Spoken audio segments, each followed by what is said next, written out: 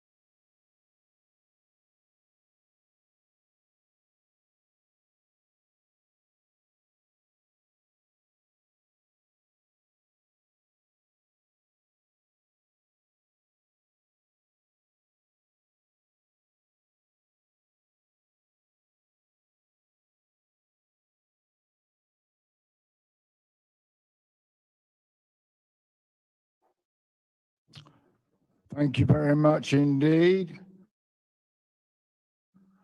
Welcome, councillors, to this meeting of the council taking place with councillors and officers and our public speakers attending remotely as well as in the chamber. This is a public meeting being streamed live to YouTube via the council's website. The meeting is also being recorded for the purposes of the minutes. I have been advised that live streaming is now up and running. If for any reason the public can no longer hear or see the meeting over the live stream, we will adjourn until the connection has been re-established. Can I please remind members of the meeting etiquette that has been circulated and the procedures that apply for remote attendees? All members should have their microphones muted, cameras turned on, and captions enabled. If you wish to speak on an item, indicate this by using the chat function and typing "speak" or by raising your hand. I will then call on you at the appropriate point. Just to advise you, I have got guidance from several officers so that if I happen to miss your hand or miss your chat speak, they will assist me and I will bring you in as soon as practicable. I will ask that there will be captioning throughout the meeting, and you may notice that your wish to speak has been captured as it scrolls across the bottom of your screen. This way you can then lower your hand and rest assured that I will call upon you. For members in the chamber, please ensure that you turn your microphone on to speak. You keep it very close to your mouth. Ensure you can be heard. Please raise your hand if you wish to speak in the chamber in the usual manner. Can I remind members to adhere to the council's procedure rules when speaking, which apply to virtual meetings as well? In terms of practicalities and safety, I ask members to refrain from standing when they wish to speak, principally because we won't hear you. So remain seated and ensure your mic is close to your mouth, please. We will now confirm who is in attendance at this meeting, both in the chamber and remotely, for the benefit of all participants and those watching live on stream. In the chamber, I am joined by a number of councillors, and please raise your hand whilst I identify you by name. Councillor Rita Turner, Councillor Steve Fritchley, Councillor Duncan McGregor, Councillor Clive Mosby, Councillor Mary Dooley, Councillor Sandra Peake, Councillor Deborah Watson, Councillor Liz Smith, Councillor David Dixon, Councillor Maxine Dixon, Councillor Natalie Hoy, Councillor Rose Bowler, Councillor Chris Kane, and Councillor Ray Heffer, and Councillor Derek Parkin. Derek Adams, my apologies. Thank you. I will now ask the governance manager to confirm who is joining remotely. Thank you, Nikki.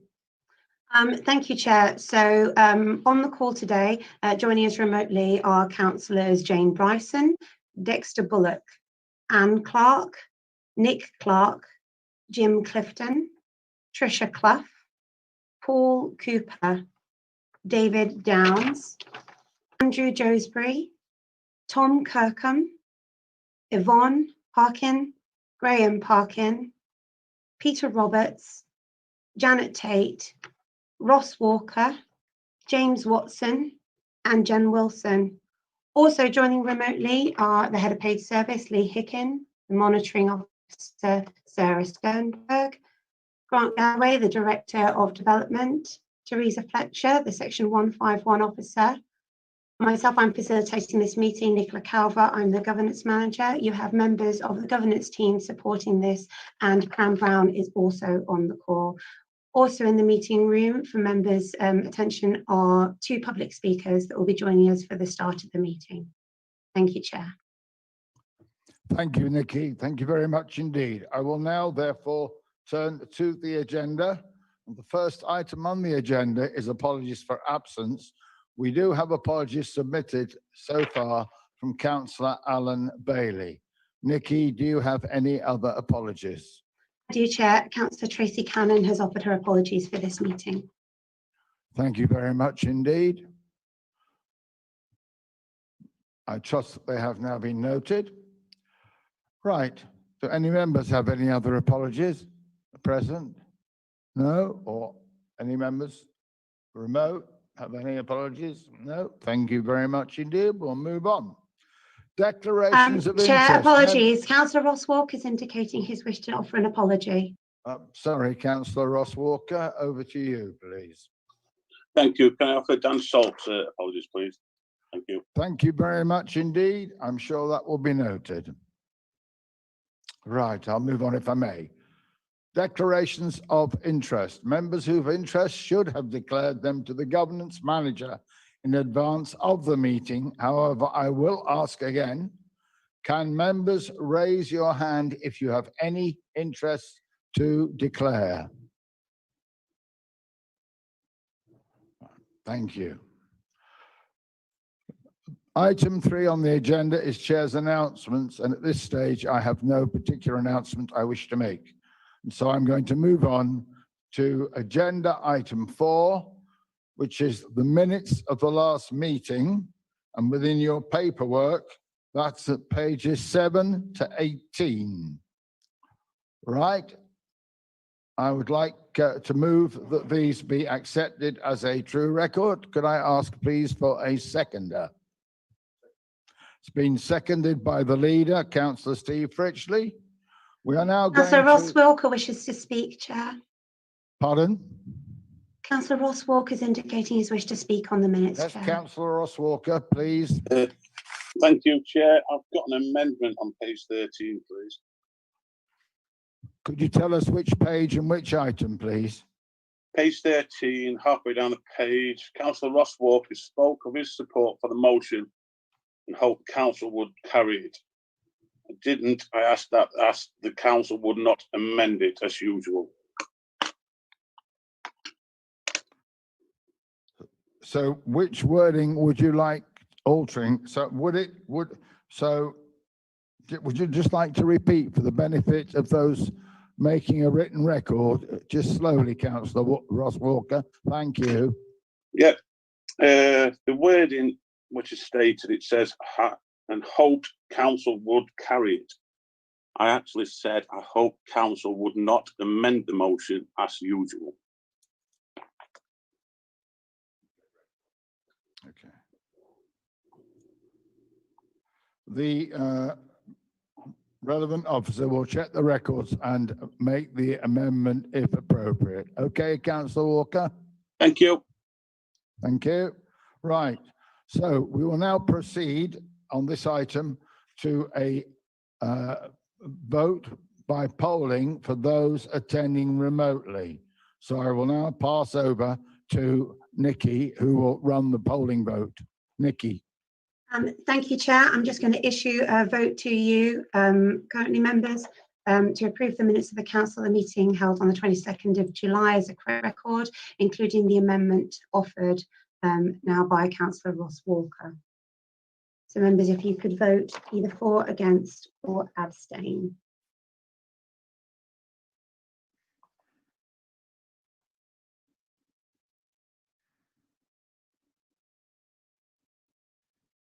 Chair, I'm just waiting for the final few votes to come in.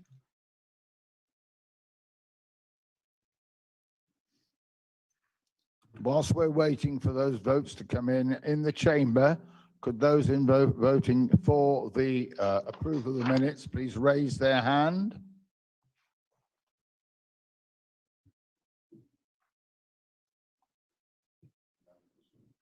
That is unanimous in the chamber. Have you got a figure for us from the remote, please, Nikki?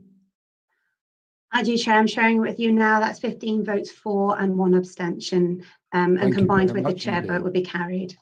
Thank you. That's been carried. We'll move on then, if we may, to agenda item 5. Agenda item 5 is questions from the public. We have this morning got 2 questions from the public, and I'd like to welcome both Sarah Bister and Jackie Hole to the meeting. They are joining us remotely to ask their questions. I think they've both got their cameras turned on, so I won't ask them to turn them on. So first on the agenda is Sarah Bister to ask a question to the leader of the council. Sarah, you have turned your mic on. That's marvellous. Over to you, Sarah. Good morning, members. Thank you for this opportunity. My question is, will the council do as the MP Mark Fletcher has suggested and send the planning decision 19/00583/OUT to an independent peer review, hence demonstrating your commitment to put residents first? I will now invite the leader of the council, Steve Fritchie, to answer the question. Good morning, Mrs. Bister. And Miss, sorry. Miss, sorry. Yes. It's just I've got to put Mrs. down here. So I'll start again then. Good morning, Miss Bister. Thank you. And thank you for your question. Sometimes, you know, it's good to get questioned. It makes you stop. It makes you consider. And you consider what we do, what we don't do, and so on, and how we arrive at some of these decisions.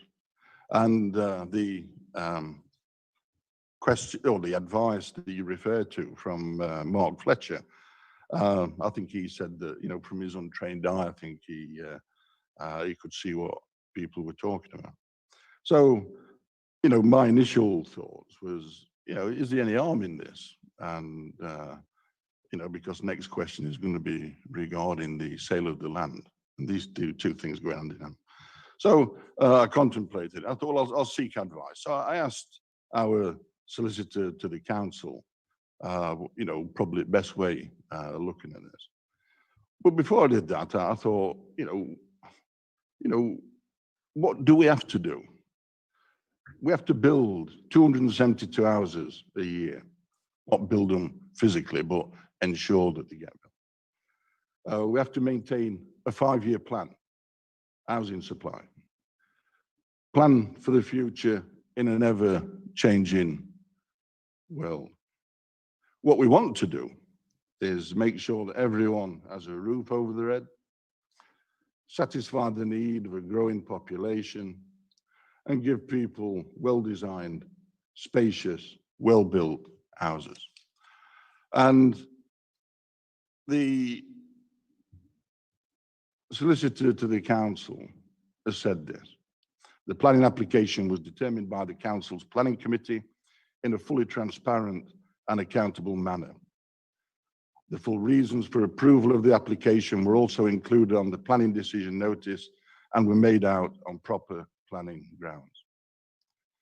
Therefore, any peer review would find that the council dealt with the application correctly when also taking into account the local highway authority was satisfied that Park Avenue would provide a safe and suitable access to the site.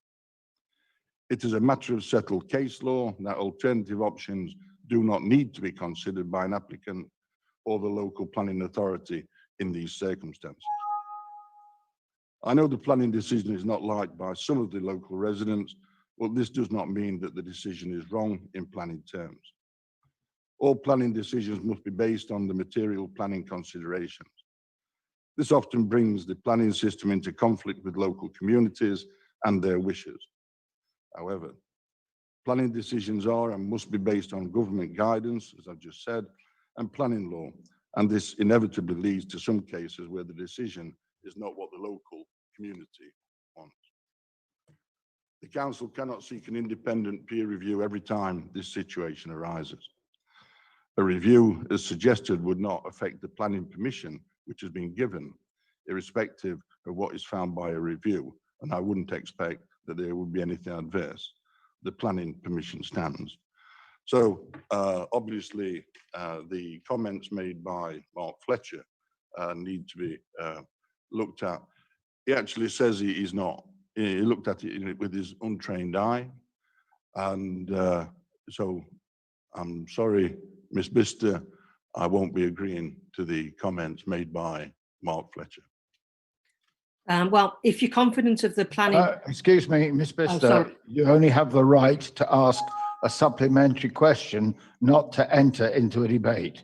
Do you have a supplementary question? I'll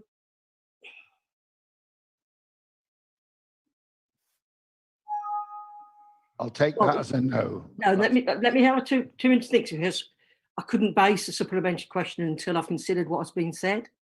My only question would be is that if you're confident that the planning was taken in a clear and transparent manner, then why not peer review it if you're confident that it's okay? I am confident on what I've been told. I'm confident that the process has been adhered to. And I wouldn't want to place this council in a situation where if the leader can't trust the decision-making process of this council, then we shouldn't be looking at it. So, as I say, I hear what you say. I am confident that the decision-making process was adhered to. I've been assured by the solicitor to the council. And, as a further comment, I spoke to the former planning officer. I don't know whether he was involved in this one. And he actually mentioned that the committee had every right to do what it's done. And if you consider that the recommendation from officers was based on what they knew at that particular time regarding the emerging local plan and everything else, when you take into account the fact that the emerging local plan, the 5-year supply and everything else were based on 2 big schemes, and these 2 big schemes have not occurred yet. And, it places the council in a situation where at some stage it might not have a 5-year supply. And if it doesn't have a 5-year supply of housing, and then, developers can have a field day, which occurred, I think, probably 8-9 years ago in Bolsover. So, as I say, my opinion is that we don't do that. Thank you, Leader. Sorry. No, you don't get further up. Miss Bister, could you please turn your mic off? Thank you. You've had your chance to have a supplementary question. They are the rules of council. We'll now move on to the next question, which is from Jackie Hole. Jackie Hole, you are now invited to submit your question, please.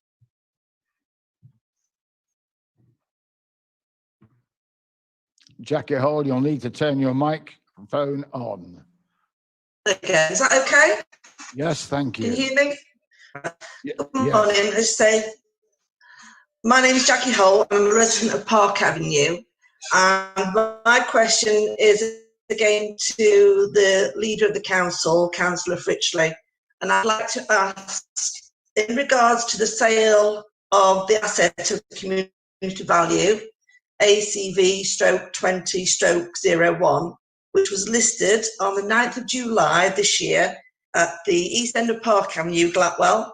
I'm asking the councillor, will you put the residents first by enabling the community group to purchase it at a reasonable price and a time span that's reasonable to retain the unique status as the only listed asset of community value within the district? And could you expand a little bit further on what is a reasonable time span? Because in the application, it's a little bit confusing as to when the period starts and ends. Thank you, Councillor. Thank you for your question. Councillor Fritchley, please answer. Thank you, Mrs. Hole. As I said to Miss Bister, I enjoy these questions, because it gives us the opportunity to stop, think, and perhaps, look at different things. There's a strict process to follow when managing the assets of community value. And equally, I've spoke to the monitoring officer and solicitor to the council regarding this, because it's a matter of legislation and it's set out in the Localism Act. This process will enable a community group to be considered as a potential bidder for the asset and offers a reasonable time span for bidding. For this ACV, the first step will be for the owner, in this case, the Director of Development on behalf of the council, to notify our monitoring officer of the intention to sell. This intention to sell will then be advertised, and the parish council, as the ACV nominator, will be notified. This advertisement period will last 6 weeks, and during those 6 weeks, the asset cannot be sold. During this period, a community interest group can register its interest to be treated as a potential bidder. Before the process is continued, I want to offer the legal definition of a community interest group: a parish council, a charity, a community interest company, a company limited by guarantee that is non-profit making, an industrial and provident society that is non-profit distributing. These groups will be named as community benefit societies by the Cooperative and Community Benefit Societies and Credit Unions Act of 2012, when relevant provisions come into force. If any community interest groups register to bid for the asset, a 6-month moratorium comes into force, which means that the council may not sell the land unless it sells it to a community interest group. There is no requirement to sell to a community interest group. This moratorium is the period to offer the group fair opportunity for them to bid for it.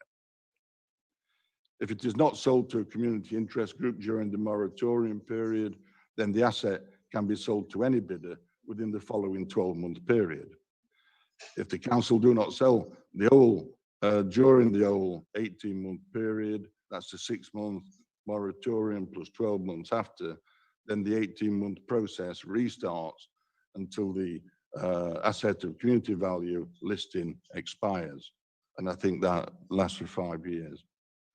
When you mention reasonable price, I must explain that the council must comply with any other legal obligations during the sale, including obtaining best value, best consideration on the sale value in addition to the ACV requirement. So in summary, the legal process will enable a qualifying group reasonable time to prepare a bid to purchase the asset. Any bid will need to be considered in line with best value for the land and the best interests for the district.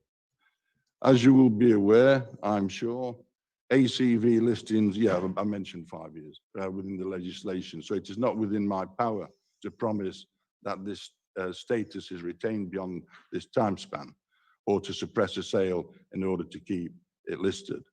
I've also been advised not to express any personal sort of opinion on this one while this process is taking place. I shall be able to do that at a later stage.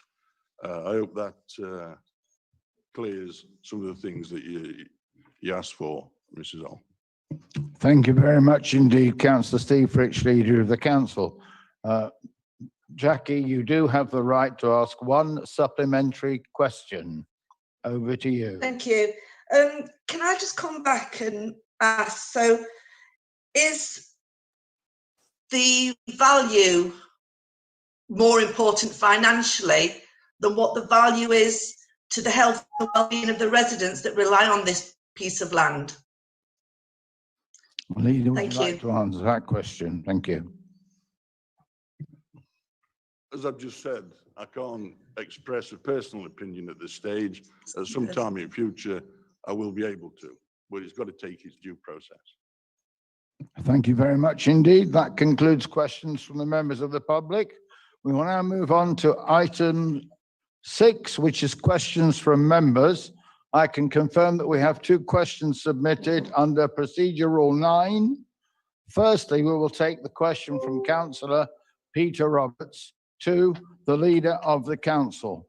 So Councillor Peter Roberts, turn your mic on, please, and you may now ask your question. Yeah, Councillor Peter Roberts, Whitwell Ward.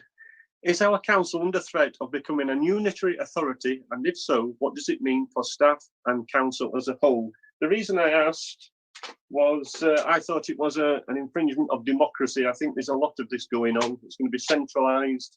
I've just got a telegraph here from, when was it, from 14th of February this year. Johnson brings Treasury to heel. It sounds to me as the government is trying to just diminish our liberal society. So that's why I threw the question in, not knowing the answer, obviously. So if Steve would like to comment, that'd be good. I'll now invite the leader to respond to your question. Peter, you're absolutely right. It is an infringement of democracy, and I see it as a battle between not left and right, not independents or anybody else, but I see it as a battle between central government and the people.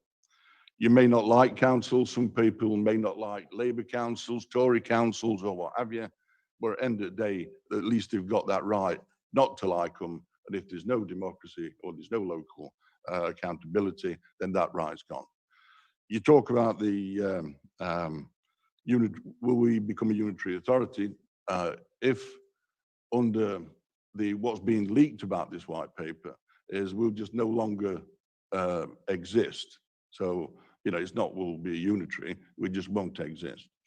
And, you know, in preparation for today, I mean, I've tried to keep members informed of informal discussions, formal discussions, discussions about things that have not happened yet. It's all a bit, I think all members, I sent one yesterday, I think all members had a copy of the Vision Derbyshire, what county council's trying to do. And so I thought about this now, and it started essentially in seriousness last year. I think it was around about last June, I was invited to a meeting with Dan Swain, our chief exec at the time, to talk to PricewaterhouseCoopers and others. It was obvious that change to local government was on the way. Earlier this year, I informed you all that the Prime Minister's chief advisor, his name Cummins, was talking about a development corporation with planning power that superseded local planning authorities, and that is starting to take shape now. He also spoke about the local government reorganisation. We have the planning white paper coming out, I think, this month or next month. The last upfront reorganisation, and Duncan will remember this, was in 1973-74. In our case, Bolsover District Council was formed out of Blackwell Rural District Council, Clown Rural District Council, and Bolsover Urban District Council. There was an attempt in the late 1980s, which I can remember, and early 90s, to create regional and sub-regional unitary authorities, which to some degree largely failed. The concept was based on a region of a number of former county councils and sub-regions based on a number of district councils. Since then, there's been tinkering by central government that created city regions with mayors, LEP boards, and politicised transport authorities. Combined working strategic alliances and other working relationships have formed since then. I remember advising this council in the 1990s that the government would, following the failure to create regional unitaries, put the squeeze or financial squeeze on all local authorities and begin to shift power away from counties. And we've seen this with police, fire, and education being took away. Local authorities have also been burdened with further responsibilities and continued under-resourcing. And I'm not looking at either Tory or Labour governments here. It's pure facts. It's a fact of life. At this time, and all at this time, is limiting fundraising powers. So when local authorities think, well, you know, taps being turned off through revenue support grant reductions, let's, you know, try another way. And the way at that time was to look at increasing council tax. So then they imposed a council tax cap, all designed to stop local authorities creating enough cash income to pay for what they want to do. More recently, I also warned this council that fighting over, and this is not this last year, but year before, I think year before that, fighting over which region to join would escalate. Sheffield City region, or D2N2, R2D2 as I call it, and during that fighting, this council lost out on a number of schemes because we weren't able to get things ready. There were no proper opportunity. Bickering with each other doesn't work.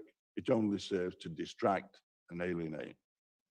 Other attempts were made to fragment local authority. The localisation bill was designed to give councils the choice of different governance methods. This council changed from committees and council to executive and scrutiny. My preference would have been committees, or to stay with committees, because it gives everybody the opportunity to say exactly what they want before the decision's made. All this was sold on the back of efficiency and quicker decisions being made. The argument today will be similar: save money and economy of scale. We now come on to the impending white paper on local government reorganisation.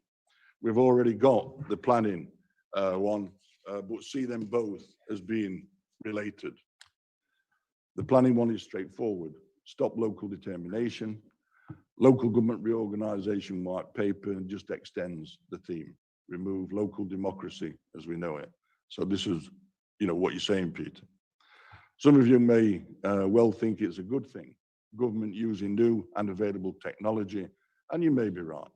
Don't think so, but you might be. And I don't think I'm alone. I thought I was, but now I'm not so sure. So you asked the question, unitary authority, Peter. The simple answer is, if the government gets its way, you will have only a couple more years to keep asking questions. We're all aware that PricewaterhouseCoopers, or some of us are aware, have been helping the county council network to put various alternatives to unitarisation. A number of counties up and down the country are proposing to combine. You see, they don't actually know what's coming, but they can guess what's coming, and they're looking at ways to ameliorate it. Derbyshire County Council has done the same, hence the invitation around the middle of last year. It was no secret that Derbyshire County Council at that time, or a few years before, was exploring a way to become a unitary county council. Well, the government wasn't in a strong position, not strong enough to start the process off anyway, where it didn't need to. The ongoing financial strangulation was forcing councils to explore solutions on their own, looking to combine strategic alliances, different things like that. I attended a few meetings with Derbyshire leaders and chief execs, and we were discussing firstly non-structural reform and then Vision Derbyshire. These continued even during the virus, but are now supported by a government with a good working majority. The consultants, PricewaterhouseCoopers, produced a model, a document that provided a way forward, one that kept sovereignty and local determination. However, the document also, this model also talked about getting rid of 1,500 jobs and losing some sovereignty, creating a super cabinet made up of leaders of district authorities and county authority for governing Derbyshire. So all the leaders expressed a desire to present this model to the Secretary of State for Local Government, Robert Jenrick. All the leaders, that is, except me. I didn't want to be a party to a document that wanted to put at least 1,500 people out of work and get rid of the democracy that we've come to enjoy. The PricewaterhouseCoopers report spelled out there would be savings made by adopting their model. So these 1,500 jobs was the backbone, I think, of their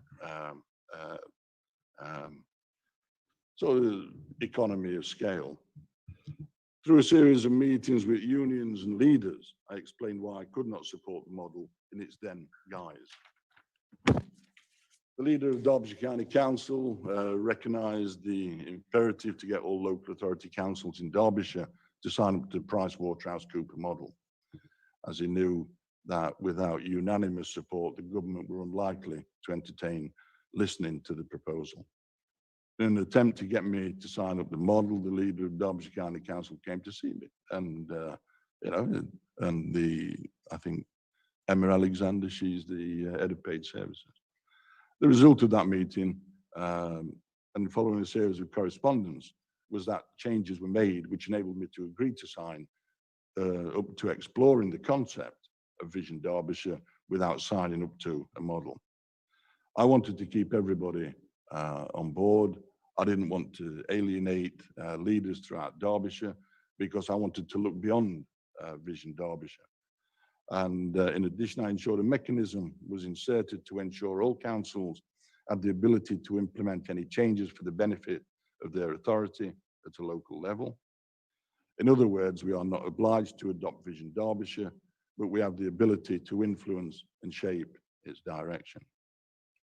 I also made it clear to Councillor Lewis that there were many gaps and unexplained areas which he admitted, which needed to be addressed to ensure I could consult with both other members. At this time, there is a lack of detail, certainly around the way it will be governed and what that means to this council and the residents of Bolsover. So I circulated that to you yesterday. No doubt you'll know exactly what I'm talking about with what I've just said.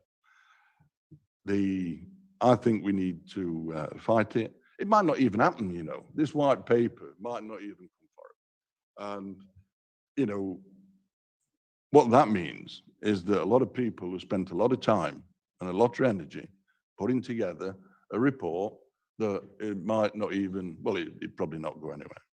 So I hope you'll support me on this. I mean, at some time in the future, we'll have a debate on this, but, you know, I really do hope that you'll support the fight for local democracy and a fight to save jobs, because you can't deliver a service unless you've got people.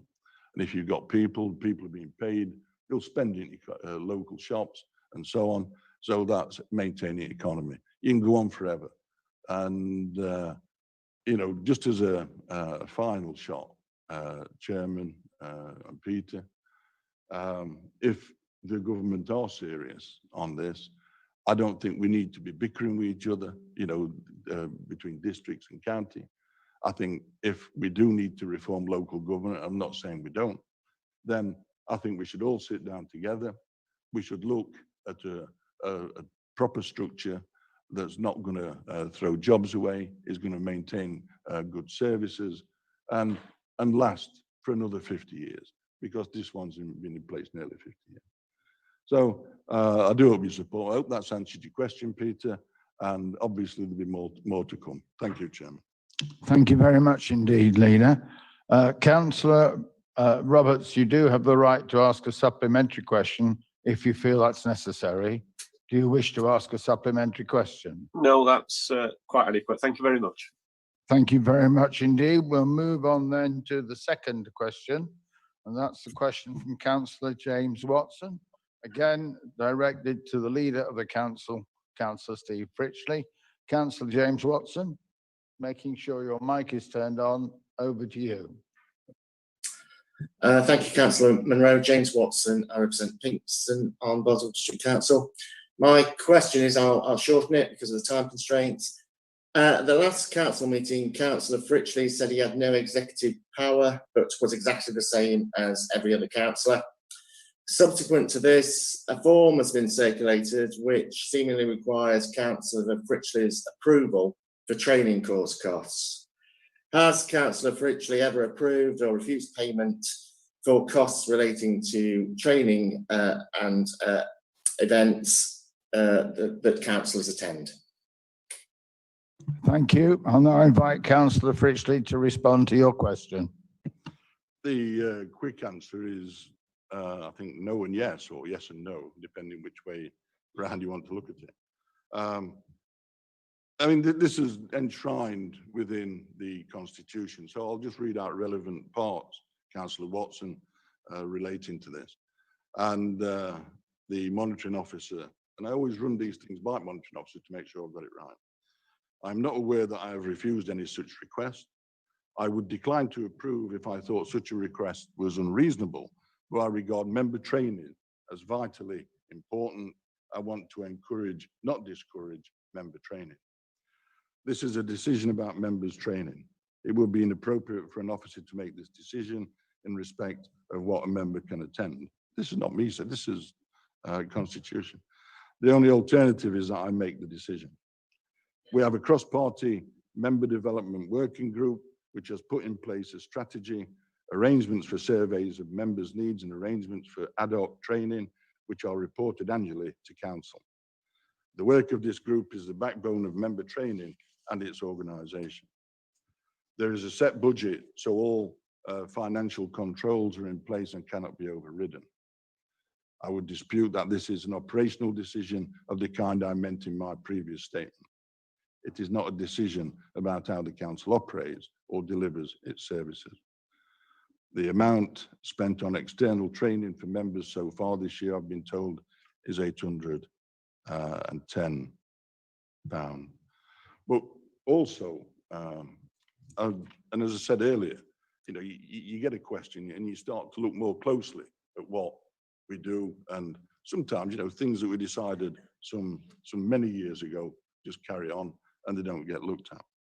So I looked at the form request for authority for members training, event and rail and hotel booking form, and on here it says the subject to submission of receipts may be made subject to the prior approval of the appropriate leader or deputy leader. To me, that implies that perhaps, you know, group leaders should be looking at their own members' applications for attendance, for training and education. And so, yeah, I mean, I've just read out that answer, James, and but, you know, your question does highlight the fact that it does need a revisit, and I've suggested to the monitoring officer that it goes through the standard board procedure for, you know, coming round of reviews. Thank you, Chairman. Thank you, Leader. Councillor Watson, do you have a supplementary question, or are you satisfied with the response? I think with the time constraints that I've been alerted to by Mr. Carver, that I've been timed out. So it's Thank you. Thank you very much indeed, Councillor Watson, for your question. We'll move on, if we may, please, which is the next item on the agenda, which is item 7, which is motions to the council. Right, we have, it's in accordance with procedure rule 10. We have 2 motions to consider. I will now invite Councillor Peter Roberts to move his motion first, please. And that is the motion as printed in your agenda. Councillor Roberts. Councillor Roberts here, Whitwell Ward. So I'm just going to ask that, but it's just been printed. Well, the motion allows us to demonstrate that the council's rhetoric is matched by our actions. When there's potential risk to life, and as we're building on garage sites across the district, the rhetoric actually apply across the district. This council, on numerous occasions, has voted to build on this site, proving it is a district issue, to the objections of all the garage tenants and many of the wider community, who were concerned enough to use this, to ask me to raise this issue on access and emergency service to the area, when 31 vehicles from the garage site are parked around Whitwell. The Dolls Lane garage site, Whitwell, is an example, this council commitment to community safety, therefore the district. A professional risk assessment officer has given us his view on the likely fallout of numerous parked cars being displaced by the move of the garage sites on Dolls Lane, Whitwell. With this in view, in his view, the likelihood for congestion of parked vehicles on any chosen route to navigate a fire engine and crew to the potential fire, especially on Mill Walk, where the 45-metre rule is already compromised, and difficult access and difficulty accessing Mill Lane and North Shore Close, Whitwell, during and after construction. It is the duty of this council to protect our residents from potential hot risk. His recommendations are as follows, and the council choose at least one, being the ones the council can most influence to affect, and the council has the power to do, to mitigate the chaos from the dispersal of vehicles from the site, which is under construction, and thereafter.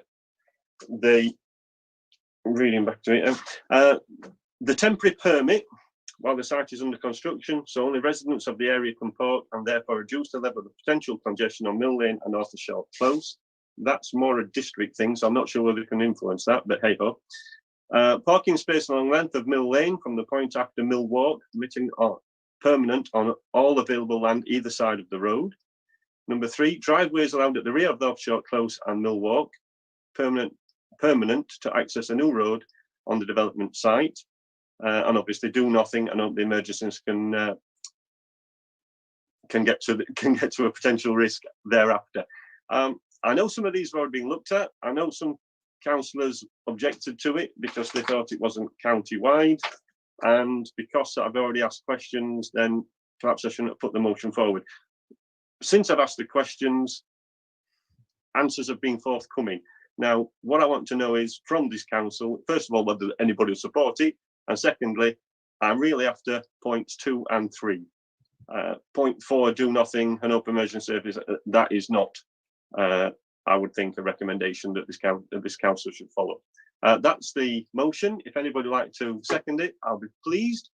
Councillor Roberts, before we proceed, I need to take advice from the monitoring officer, because what you have read out just now is not the motion as set out in the agenda. And the agenda paper motion are the motions we first of all have to consider. So I will now invite the monitoring officer for her opinion on whether I need to take the motion as set out in the agenda, or ask you to propose your current motion that you've just gone through as an amendment, having first of all proposed your first motion. So I now, if you will just remain with your mic turned off, Councillor Roberts, will ask the monitoring officer for her guidance, please. Thank you, Chair. Sarah Sternberg, Monitoring Officer. What has been proposed by Councillor Roberts is an amended motion. So you're looking at a motion that's been amended when proposed. So you can take the amended motion because it's by the proposer, if you wish. Thank you for that clarification, monitoring officer. You'll understand why I sought clarification. Right, members, therefore, if you didn't pick up a printed copy in the chamber, a printed copy has been made available for you. I am concerned that I'm not aware necessarily that members joining the meeting remotely have had a copy of this motion. Nikki, were you able to email it out to members this morning, please? Yes, Chair. So all members should have a copy of this amended motion in their inboxes.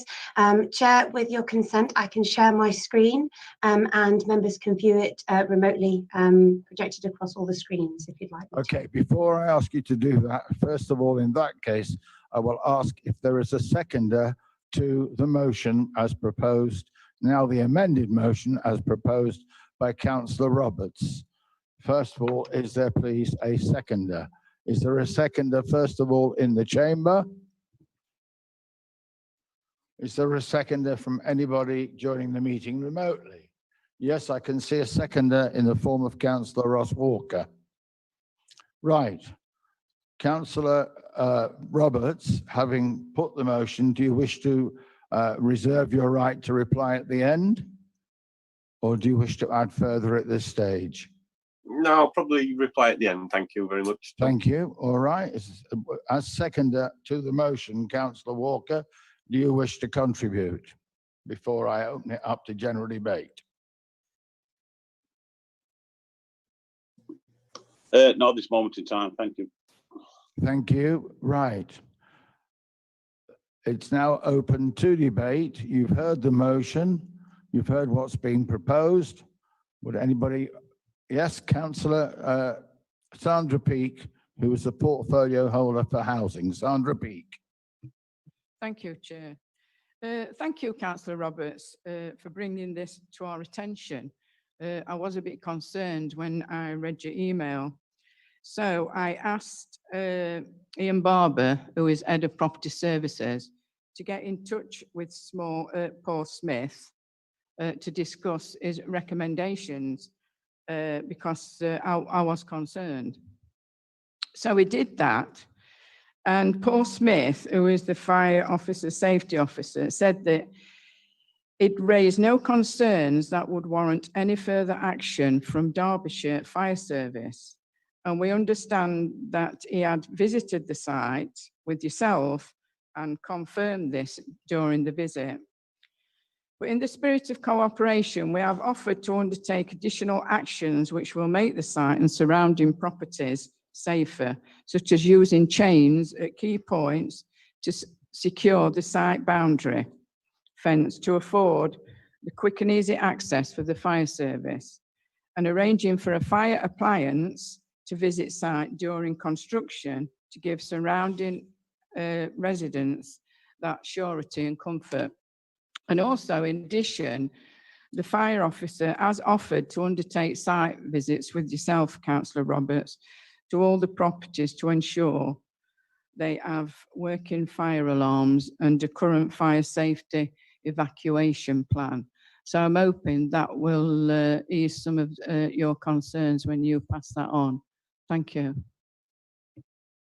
Thank you, Councillor Peake. Is there anybody else wishing to make comment from the floor or from those attending remotely?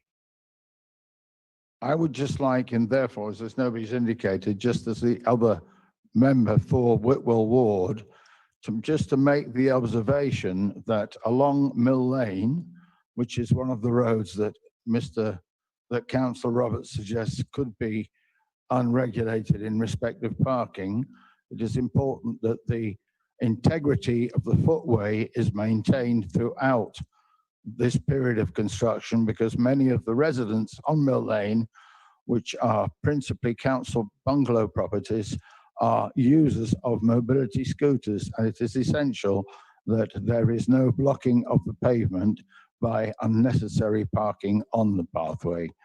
That's the only observation I would make. Anybody else wish to make any observation before I invite Councillor Robertson to make any final remarks he wishes to make? Right, Councillor Roberts. Yeah, Paul did mention that it was for the site. There's no objection on the site. What he told me was that he objected to the number of cars that were going to be placed around the site.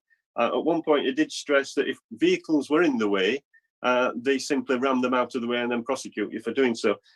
He was concerned, and that's why, I mean, these were his suggestions, not my suggestions, they're his suggestions, that we make driveways, we make extra parking. They were his recommendations. That's what we spent an hour up there. We wandered all the way around, and we saw it, and he saw it, and he said those things. So I'm concerned that it's sort of being twisted a little bit to what he has said. We do need parking spaces. If those cars are just randomly spread all over, I think it's going to be a disaster. And so do the residents, and they're not happy. So it's up to us to decide whether we want to secure their safety or not, basically. Thank you. Councillor Peake, do you wish to just correct the factual matter? Chair. I don't think them comments have been twisted. Our officer, who was employed by this authority, spoke with the fire safety officer, and that was what he was told. But also, I don't think there's 31 cars on them garage sites, because all the garages are not in use. I think there's only about 15 what's in actual use, and I think some of those are used for storage. So I don't think there is 31. I mean, I could be wrong, but that's what I've been told by housing, who supplied the garages. But also, I'm sure, and it is a concern for everybody where people have to park. And I know a member of the public has got in touch with me, and I will be meeting with that member to discuss it. Thank you. Councillor Dixon, I'm reluctant to bring you in because we have had the mover of the motion has completed, but I will make an exception if it's a short point. Thank you, Chair. Can we just confirm what the motion is? Are we asking to vote for one of 4 options? That is an excellent question, Councillor Dixon, because I don't think any of us are actually very clear what it is we're being asked to vote for. With the greatest of respect to the mover of the motion, it is confusing and unclear. And I would ask again that the mover of the motion consider whether or not, and the second of the motion, there is sufficient clarity in the motion for a meaningful vote to actually take place. So I'm asking Councillor Roberts and the second of the motion to relook at the motion and to clarify either very briefly what it is we're supposed to be voting on, or to agree to withdraw the motion and to perhaps represent the motion, or at least to negotiate with the relevant officers and relevant portfolio holder on this issue. Councillor Roberts. Councillor Roberts, Whitwell Ward. Well, it's basically points 2 and 3 that I'm after. Point 1 we can't do, and point 4 I think is just wrong of us to do. So what I'm asking you for basically is parking spaces and access from the driveway, from the new site onto the rear of Arthurshot Close and Mill Walk. On a different issue, Ian has also come back and said they could have more parking spaces if they didn't allow some of this, but they were suggestions that the officer gave me. That's what I'm looking for. Issues 2 and 3. If we don't want to do it, then obviously we don't want to do it. With respect, Councillor Roberts, in respect of item 3, and I'll read out item 3 for the benefit of people who can't see it. Item 3 is driveways allowed at the rear of Arthurshot Close and Mill Walk permanent to the access to the new road on the developed site. That has already been confirmed both by the portfolio holder and by Ian Barber, Head of Housing Service, in writing to yourself with myself copied in. And so it's not a necessary part of this motion. Officer has already given you those assurances. Likewise, this morning, the portfolio holder has also given you assurances. Therefore, in my humble opinion, and I'm prepared to take guidance from the monitoring officer, I see no point in this motion being put. The provision of additional parking permits on the public highway is a county council function, not a district council function. The county council are responsible, as I'm sure any county councillors present will confirm, for enforcing of parking restrictions in the United Kingdom, not district councils or their officers. Thank you, Chairman. I think Peter is right to keep expressing his concerns. And I don't think you need this motion anymore, Peter. You've had assurances, as the Chairman just outlined. You know, you can work together along with Sandra, Ian Barber, to ensure that everything that you're raising will be maintained wherever possible. So I can't really see any advantage, Peter, in actually voting on this motion if you accept what's been said and the assurances both by the cabinet member and also the chair of Bolsover District Council regarding this. And the chair of Bolsover District Council is your colleague in Whitwell anyway, so he'll be making sure that all these things are adhered to. Well, that would be my advice. No, all right then. All right. Right. I'll drop it then. It's gone. Thank you. It's gone. Right. Before that can be finally agreed, it's only courteous and right for me to ask the secretary of the motion if he'll accept that. Councillor Walker.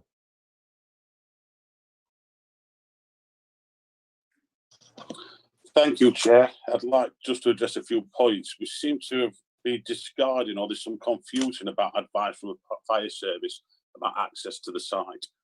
I would like us to look into this and not just close it off and take other members' comments above the fire service. Thank you. And no, I don't want to withdraw my second. Thank you. Did you say you don't wish to withdraw your seconding? No, I don't. But if Pete's decided not to do it, I've got no option. Right, okay, in that case, we'll move to a vote. Those in favour of the motion, please indicate in the chamber by show of hands. Right, so that's those against, please indicate.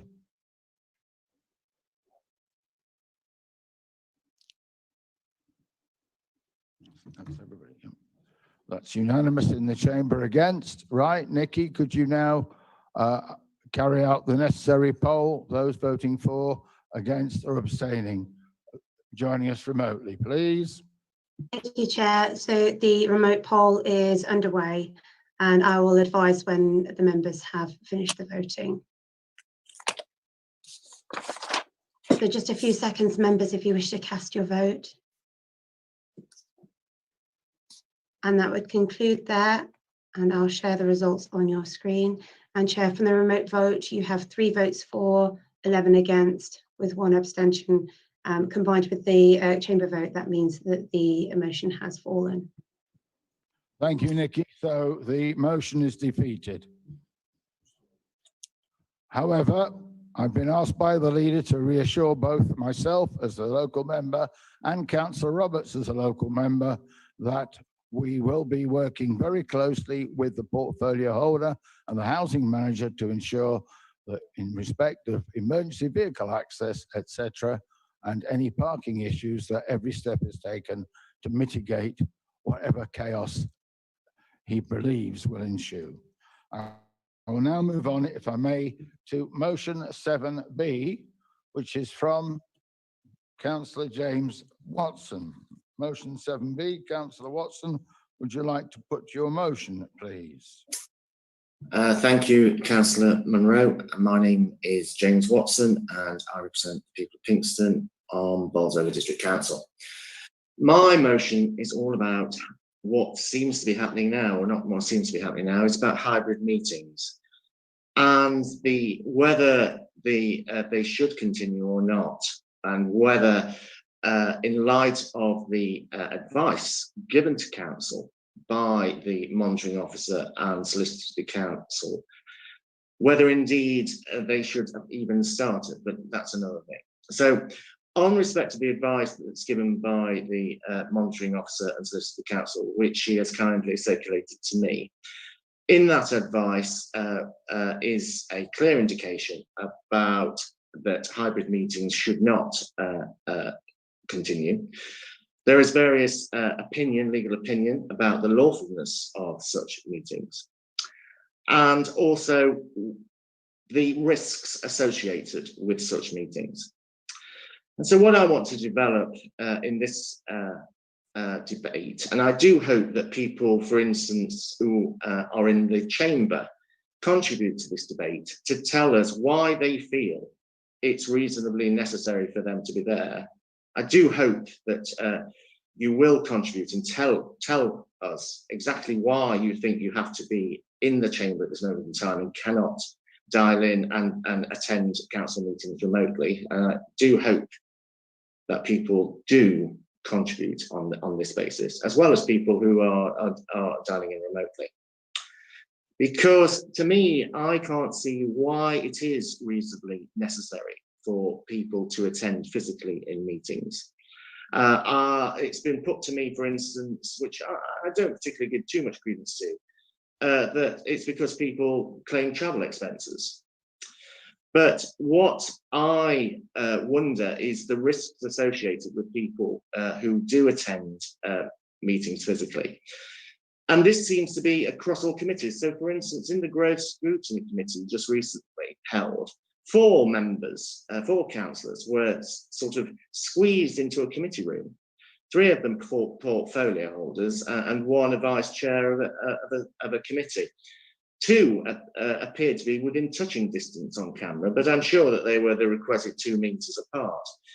But my point here is Councillor what sort Watson, that you are taking up most of your time. You've not yet actually presented your motion. Could you please move to present your motion? I thought I was given 10 minutes to put my motion.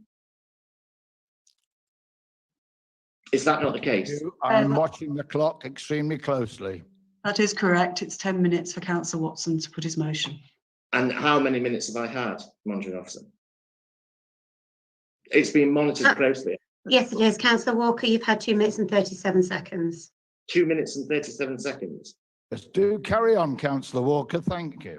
Councillor It's Watson, Councillor thank Watson, you. by the way. Yes, do carry on, Councillor Watson. Councillor James Watson of Pinkston Ward. We are waiting for you to continue. Very well.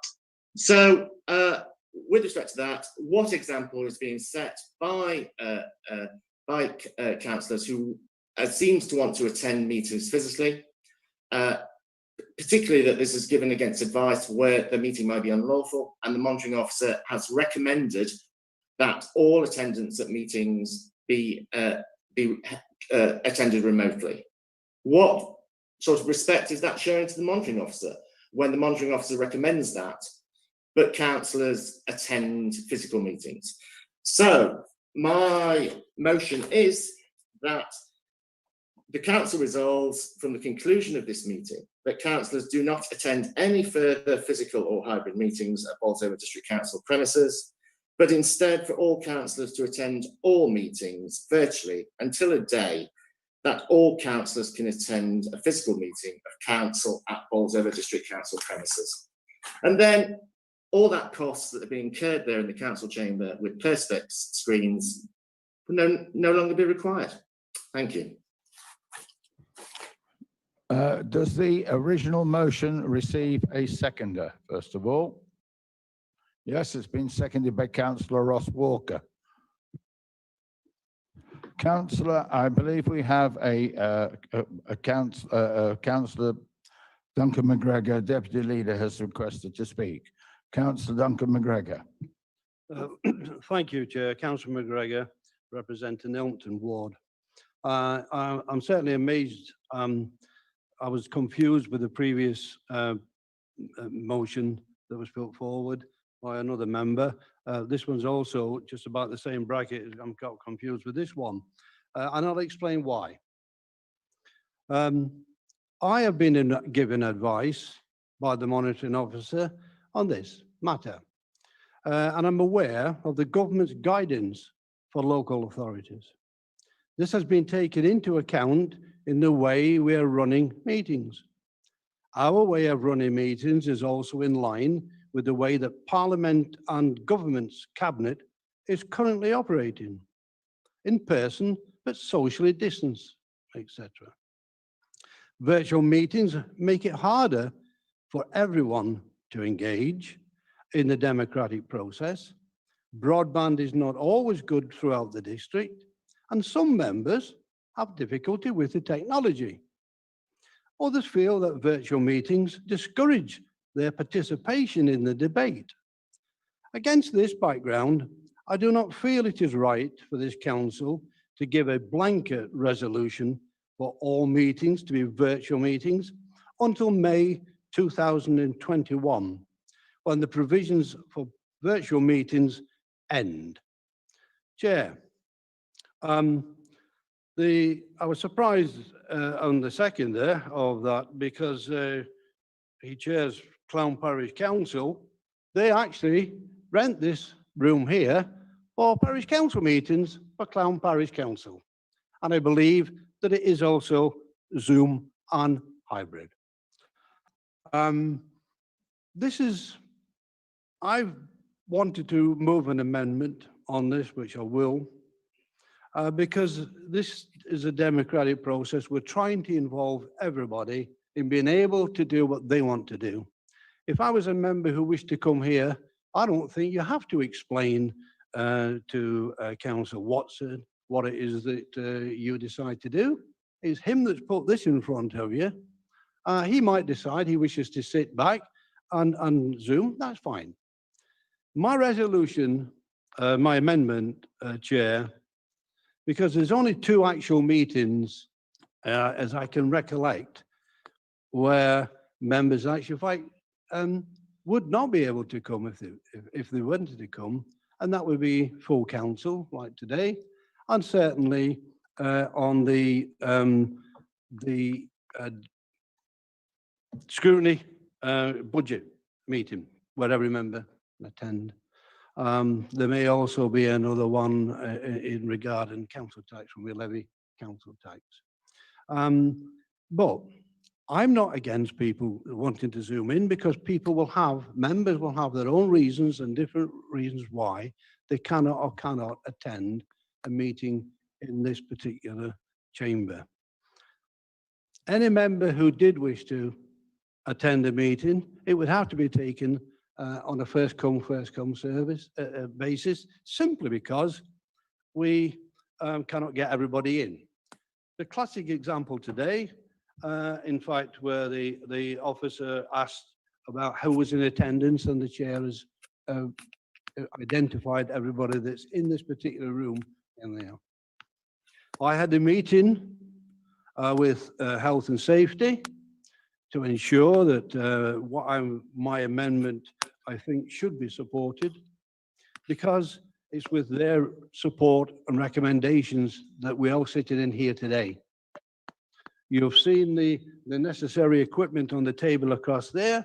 We've got in and out. So everybody is actually safe, and we're working within the guidelines laid down. Why would you consider that we wouldn't be doing that, for goodness sake?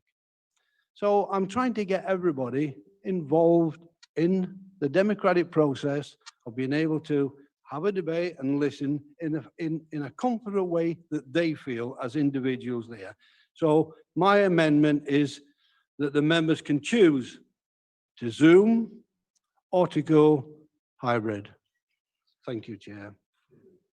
Does the amendment receive a seconder? Yes, it's been seconded by Councillor Derek Adams. Thank you. Right, Council, I've got two members so far who've asked to indicate to speak. There have been Councillor Sandra Peake and Councillor Ross Walker so far, and I believe Councillor Natalie Hoy and Councillor Liz Smith. So I'm going to start, if I may, please, with Councillor Sandra Peake. I've seen you. Thank you, Chair. Duncan's really stated a lot what I was going to say, but it is my democratic right, my human rights, exactly, to be able to decide if I want to attend a meeting here at the Ark or Zoom in. I don't Zoom in for personal reasons.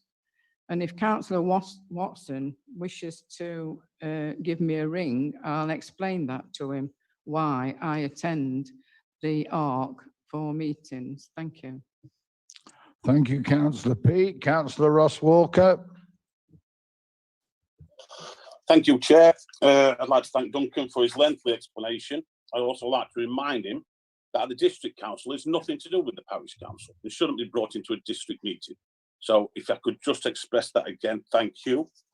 I think we're going down the lines on this motion. It's more of a moral question. We're supposed to be setting examples. If people in that chamber are able, I'm not saying everybody is, and those who aren't able, brilliant that you're taking the risk and attending in person. But if the people in that chamber, the councillors, can meet via Zoom, they need to be thinking about the example they're setting. There is no need, in my opinion, unless it is, as Duncan McGregor said, they can't operate the technology or the broadband isn't good enough. That's fair enough. That's brilliant. And they're taking a risk being in that chamber. But the motion needs an explanation. We need to know, and we need to be putting forward that we don't attend in person if we can attend via Zoom. Thank you. Thank you. That's your opinion. Okay, we'll move on then to the next person who's requested to speak, which is Natalie Hoy. Councillor Hoy, please. Thank you, Chair. I'd just like to say that I fully support the amendments from Councillor McGregor, and I also fully support and can relate to Councillor Peake's comments. You know, it's a matter of personal preference. This seems very, very one-sided, where they don't look at the whole of the council. At the end of the day, we're a full body, and we have to make the decisions which, you know, suits each and individual councillor. So I fully support the amendment. Thank you. Thank you, Councillor Hoy. Can we move on then, please, to Councillor Liz Smith? Thank you. Your mic's not on. Yeah, thank you. Thank you, Chair. Councillor Liz Smith, Old Hucknall Ward. I just want to say I fully support the amendment put forward by Councillor Duncan McGregor. I think the key word here is to be inclusive. We have to cater for everybody's circumstance. And I think to support the democratic process, we must be seen to be an inclusive council. So both ways. Thank you. Thank you, Councillor Smith. Councillor Rose Bowler. Yeah, thank you, Chair. Councillor Rose Bowler, Bolsover South Ward. Yeah, I mean, I opted to come in this morning. If I hadn't and went on Zoom, I would have been absent from this meeting because my iPad packed in last night. It is now being looked at. I've got a good attendance record, a very good attendance record, and technology would have let me down, and it could continue. Thank you. Thank you, Councillor Bowler. Can we move on then? Councillor Nick Clark, please. Thank you, Chair.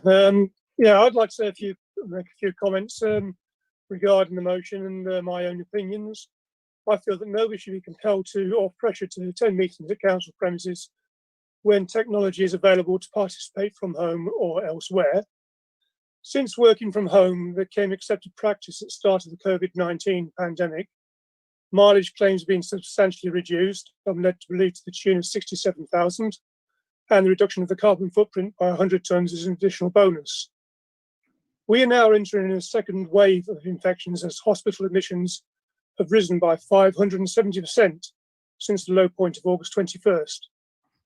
With that in mind, Bolsover District Council as a responsible authority should be ensuring that all unnecessary commuting to and from council premises should be curtailed until the virus is finally under control, which at the moment it unfortunately isn't, with the R rate currently stands at 1.7. The average infection rate across the country is 18 per 100,000 of population. Sadly, the rate in Bolsover is 27 per 100,000, meaning our area is 50% above average. Unless a member of staff or councillor has overriding reasons which necessitate their presence at the Ark or other council premises, then I am of the opinion that all meetings should be conducted virtually until further notice. Thank you, Chair.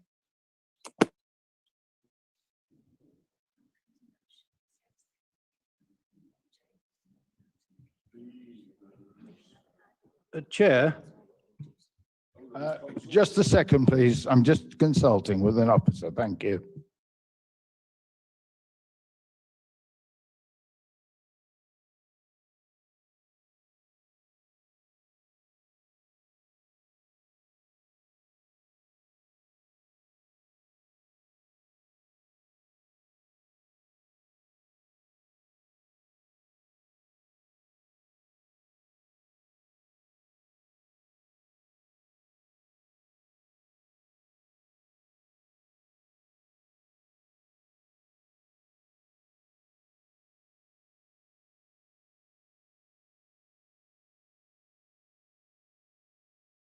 If you'd just like to wait a minute, please. As the mover of the amendment, I'm going to seek advice, Duncan, from the monitoring officer on whether the wording of your amendment satisfies the requirements of amendments. So I'm going to invite the monitoring officer, if I may, to give advice, please. Thank you. Chair, if you could just give me a minute, please, that would be helpful.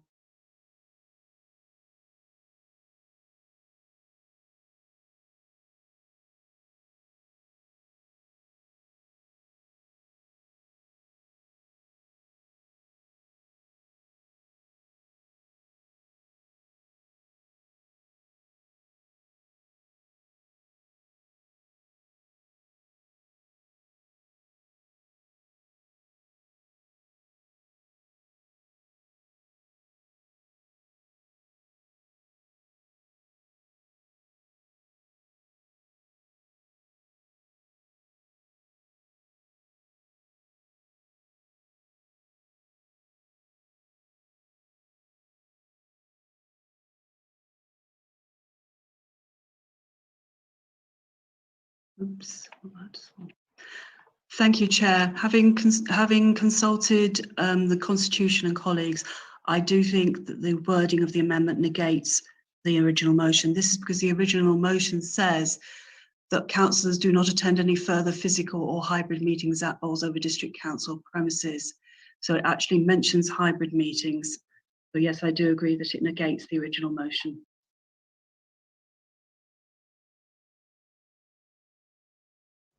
Are you, do you understand what's being said, Councillor McGregor, as a proposal of the amendment? Just want to be sure it does.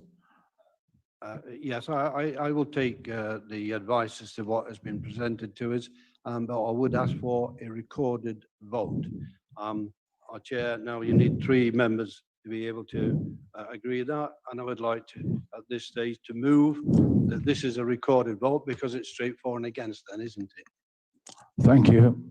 So I've got other speakers yet on who've requested to speak. I need to be clear here, Councillor McGregor, are you withdrawing your original amendment, please? No, I'm not. But you're not entitled to put forward an amendment that negates the original motion. You may need to consider rewording your amendment so it doesn't negate the original motion.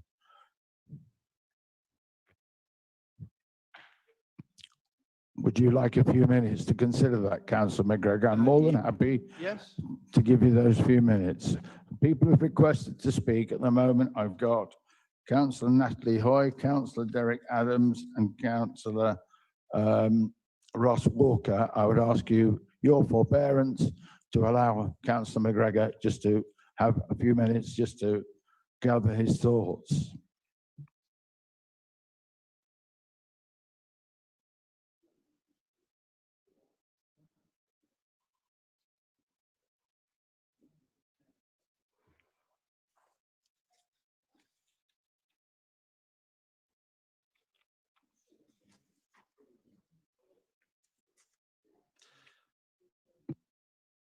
Yes, Councillor McGregor. I will withdraw because I think members have got sufficient information as to what the proposer has put forward to either vote for it or against it. Right, thank you. Councillor Derek Adams, are you happy for that to be withdrawn? Thank you. Right, so we'll now move on then to Councillor Natalie Hoy, please. I've no further comments to make. Thank now. you. Thank you. Councillor Derek Adams. Thank you, Chair. Derek Adams, Bolsover South. Picking up on what Councillor Walker said, I agree with him. We should lead by example. And if we're expecting people to go out and doing the everyday task in the vans, the dustbin wagons, we should be willing to come and do our job here. Thank you. Councillor Ross Walker.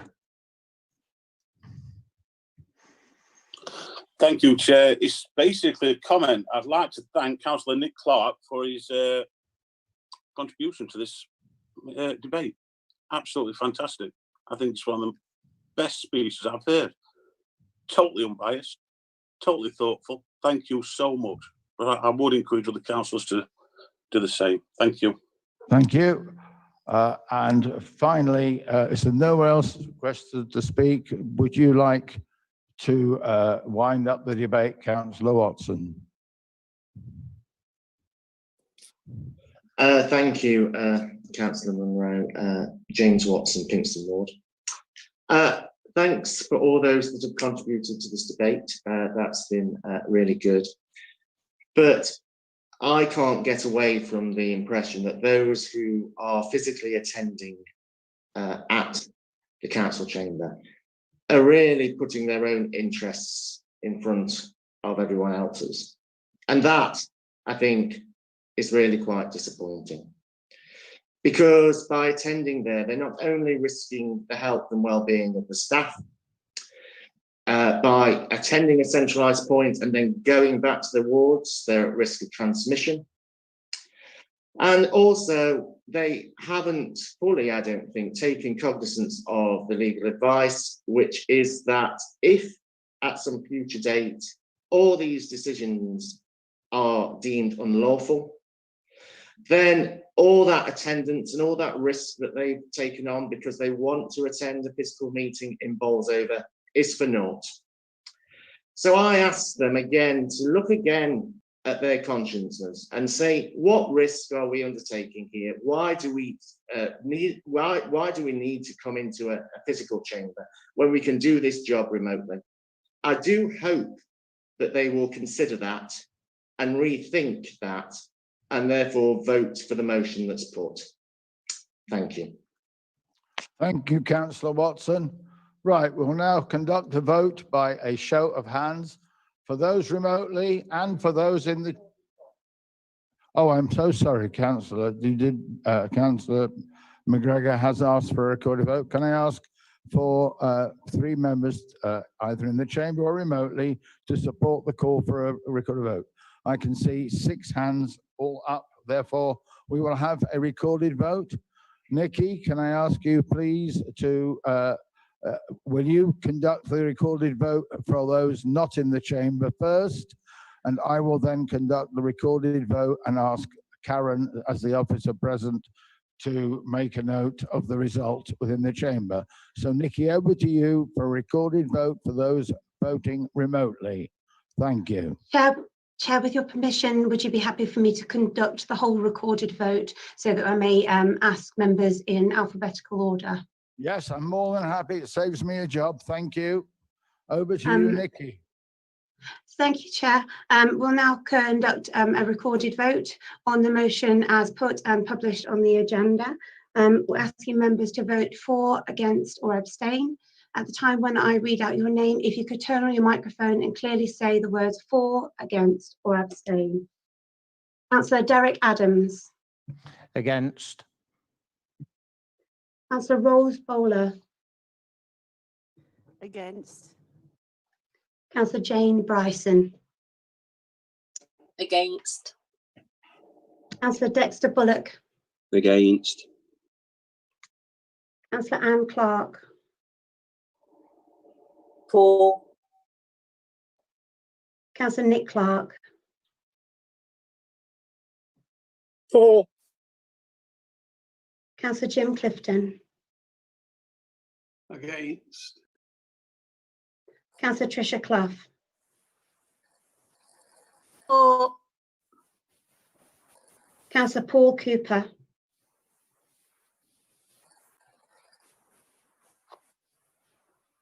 Councillor Paul Cooper, I'm just going to ask you to unmute your microphone.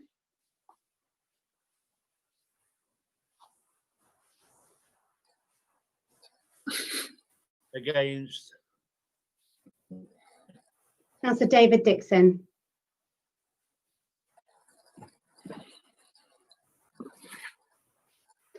Councillor David Dixon. Against. Councillor Maxine Dixon. Against. Councillor Mary Dooley. Against. Councillor David Downs. Against. Councillor Steve Fritchley. Against. Councillor Ray Heffer. Against. Councillor Natalie Hoy. Against. Councillor Andrew Joesbury. Against. Councillor Chris Kane. Against. Councillor Tom Kirkham. For. Councillor Duncan McGregor. Against. Councillor Clive Mosby. Against. Councillor Tom Munro. Against. Councillor Yvonne Parkin. Against. Councillor Graham Parkin. Councillor Graham Parkin. Apologies, you're muted. Do you need a hand? For. The vote was for. Councillor Sandra Peake. Against. Councillor Peter Roberts. For. Councillor Liz Smith. Against. Councillor Janet Tate.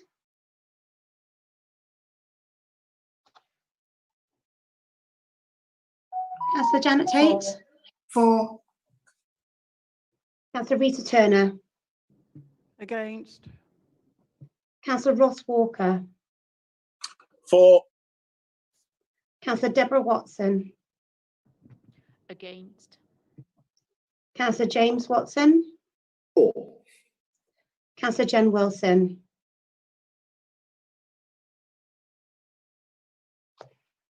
Against? Thank you, Chair. On the first count of the votes, that makes 9 votes for, 22 against with 0 abstentions. Thank you. The motion is therefore defeated. We'll now move on, if we may, to item 8 on the agenda, which is appointment to committees and advisory groups. We will now consider the changes to appointments to committees and advisory groups following a review of the political balance as a result of some group changes. You have received some supplementary papers showing some of the changes that have been proposed, but there are still more to be added. I'm now going to call initially, I'll come to you in a second, Councillor Dooley. I'm going to call on representatives from each of the groups. So I'm going to start first of all on behalf of the Labour Party group. I will ask Councillor Mosby to make his proposals. I will then move on, if I may, to the other political leaders of the various groups. Councillor Mosby first, thank you. Yeah, thank you, Chair. Councillor Clive Mosby, Black Ward. We've got 3 changes to make on committees and indeed on advisory groups. On the General Licensing and Gambling Acts Committee, we are going to have 1 extra member, and that extra member would be Councillor David Down. And that would then mean that the attendance on that group would be Councillor Rose Bowler, Paul Cooper, Mary Dooley, Steve Fritchley, Sandra Peake, Rita Turner, and indeed David Down.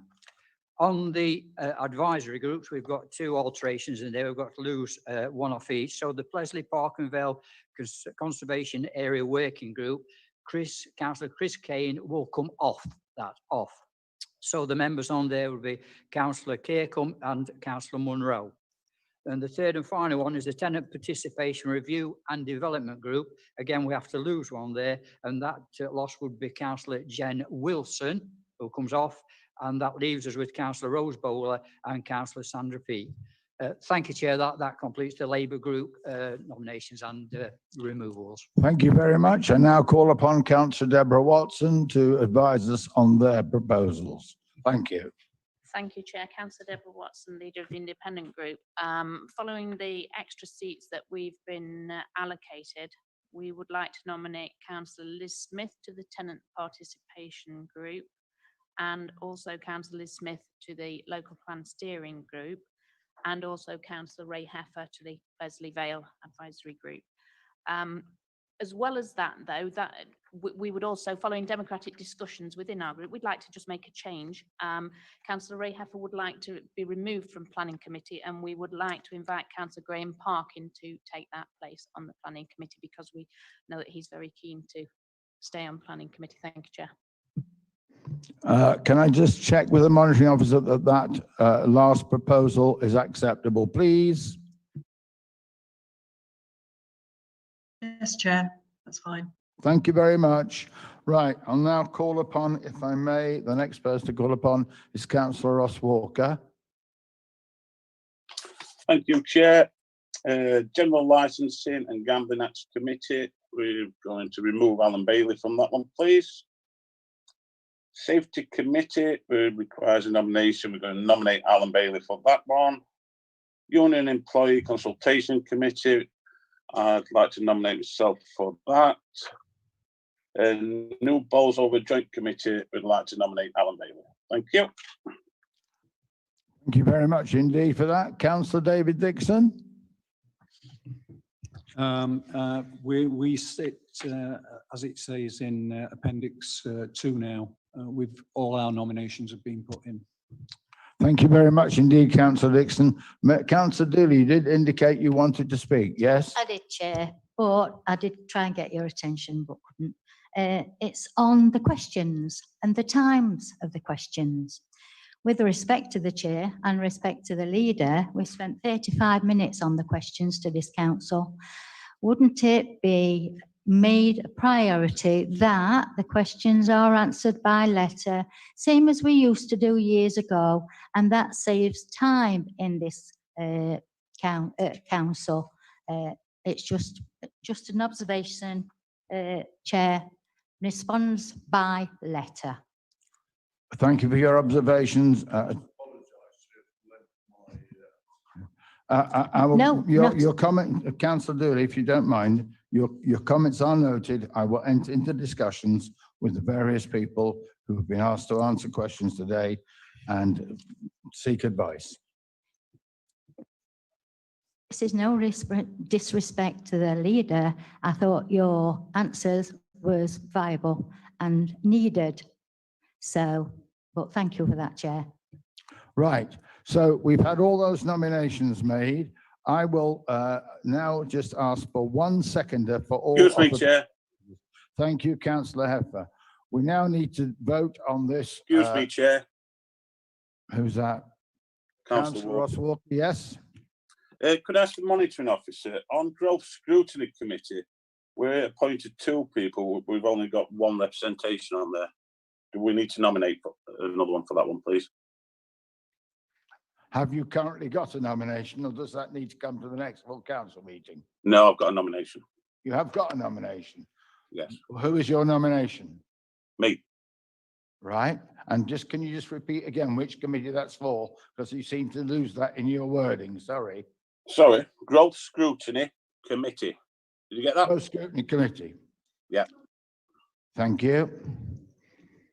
Right, so did they hear that? So Councillor Ross Walker says apparently there is a vacancy for his group on the Growth Scrutiny Committee, and he is suggesting that he be considered. Councillor Deborah Watson. Chair, can I query that with the monitoring officer? I was under the impression that all scrutiny members needed to have a position on one of the scrutiny committees. If Councillor Walker nominates himself to 2 different scrutiny committees, he is not allowing Councillor Tracy Cannon, who I believe is a member of his group, to take a scrutiny seat which she's entitled to. Thank you. Councillor, would the monitoring officer care to add any comment at this, please? Yes, Chair. In relation to that last point, it is for the party concerned to make their own nominations. It is a convention that every member of Bolsover District Council who isn't on the executive is on scrutiny, but it's not always complied with, and it is a choice. In relation to the numbers and growth scrutiny, can I take a minute, please, to check that out? Thank you. What did you say? Okay, right. So we're going to accept, therefore, the nomination of Councillor Walker by himself for growth scrutiny, which has been now seconded. Councillor Walker, are we able to move on? Yeah, I was just saying thank you, that's all. Manners. Okay, That's all thank it is. you. Right, that's fine. Right, if we can now move on, we'll take a vote by a show of hands. I'll take a vote, first of all, in the chamber. All those in favour of the proposed alterations to the makeup of the various committees, please show now by raising your hand. Thank you. Are there any against? Are there any abstentions? Then that is carried unanimously. Would you now like, please, on screen, people joining us remotely, to indicate if you are in favour of the proposed. Oh, I'm sorry, we're having it by remote poll. I will cease talking and await Nikki's result of the poll. My apologies, Chair. I've issued a poll for you to agree the allocation of the committee seats as amended in the meeting. And members are just issuing their votes currently. So just final seconds, members. And that's complete, and I will share the results with you on your screen, and that's 15 votes for, which means the recommendations are carried.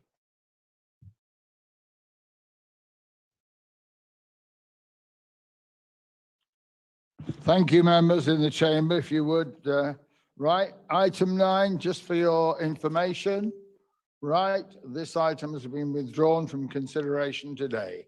I'll move on then, please, to item 10, which is decisions made under emergency delegated powers.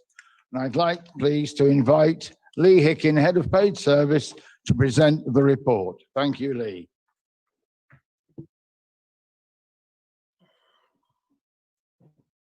Yeah, my apologies. Can you just give me a second? I do apologise. I've got technical issues this end in terms of accessing my report. Not be a second. Do apologise.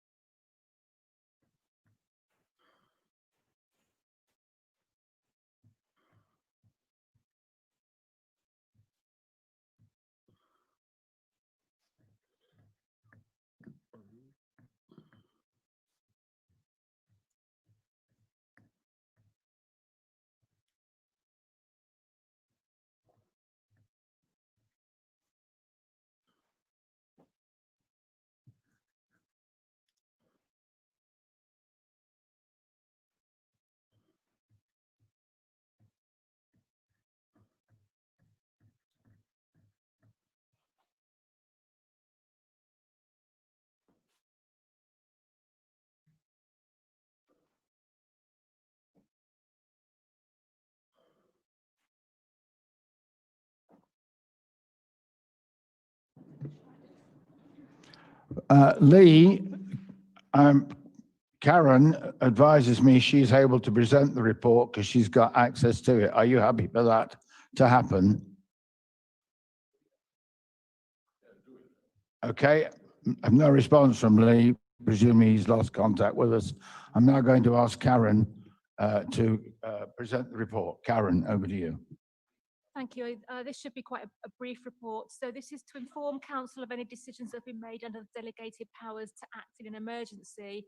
So at 1.1, you'll see the definition there that the head of paid service has the delegation to take any action that he considers appropriate in an emergency following consultation with the leader and or deputy leader as he considers the circumstances will allow and where applicable, to also inform the portfolio holder. Any decisions taken under this paragraph shall be reported to the Director of Corporate Resources at the next meeting of Council, explaining the reason for each decision. You'll see at point 1.2 of the report, there's a list of all of the decisions that have been made under the emergency delegated powers, which have been as a result of the coronavirus lockdown. If I move all the way down to the end of the report, the recommendations are that the Council notes those decisions made under the emergency delegated powers to the head of paid service. Thank you. Move report, Chairman. Been seconded by, moved by Councillor Fritschie, seconded by Councillor Erica Rayheffer. I'll get it right eventually.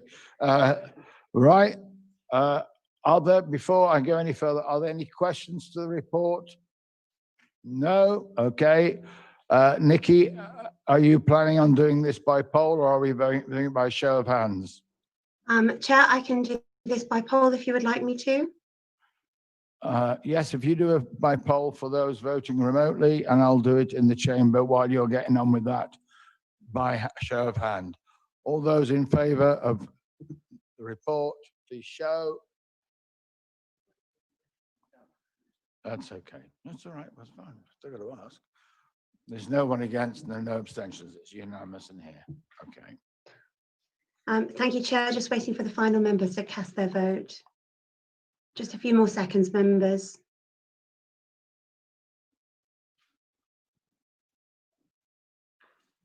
Okay, I will share that with you. There's 14 votes for. Thank you. That's carried unanimously. Thank you, Nikki. We'll move on, if we may, please, to item 11, which is exclusion of the public. The next item on the agenda is exclusion of the public. The public part of this meeting has come to an end and the live stream will be stopped momentarily. The next few items of business in the private session contain financial information and business affairs, which it is not in the public interest to disclose.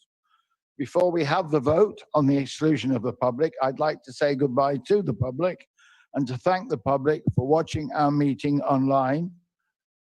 I will now move the exclusion of the public as set out in the agenda. Can I have a seconder, please? I'll second that. That's been seconded by councillor Mary Dooley. All those in favour in the chamber, please show. That's unanimous in the chamber. Please vote using the option for those joining remotely.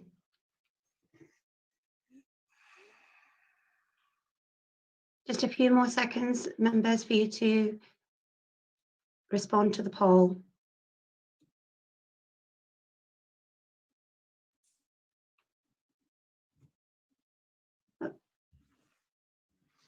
Thank you, members. 1 against and 12 for, Chair.